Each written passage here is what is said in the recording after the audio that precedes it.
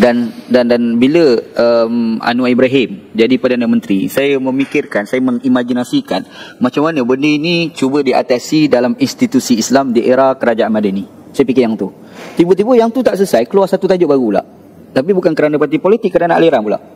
Asy'ariyah, Maturidiyah, Salafiyah kan.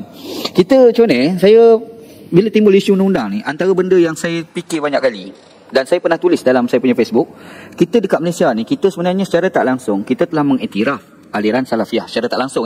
Sebab yang pertama, kita ada negeri yang memang aliran je Salafiyah. Bukan sekadar raja je, bahkan mufti dia Perlis lah. Sehingga kan dirata-ratakan kata itu negeri Wahabi, itu negeri Wahabi, orang tuduh Wahabi lah. Walaupun sebenarnya wacana Wahabi dan Salafi ni dua benda berbeza sebenarnya. Itu mungkin kena wacana lain. Panjang nak cerita tu kan.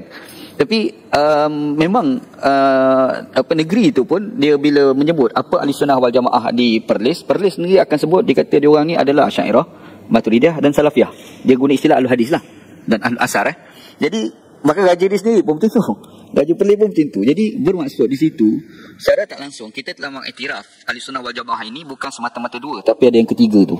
Satu, yang kedua, kita ramai orang-orang Malaysia belajar dekat universiti Salafiyah, Madinah, Riyadh, pergi ngaji, dan mereka ni dapat sijil dan diiktiraf. Bila balik Malaysia, dia orang diiktiraf. Bahkan dia orang ni boleh mengajar kat universiti-universiti awam. Itu berlaku kan. Dua. Yang ketiga, Perlis tu pula, dia orang ada buat satu budaya tahunan, iaitu perkampungan sunnah. Saya dengan Dr. Mujahid ni, kita bekas PAS. Jadi kita ni ada satu sejarah semangat pergi ke muktamar dulu.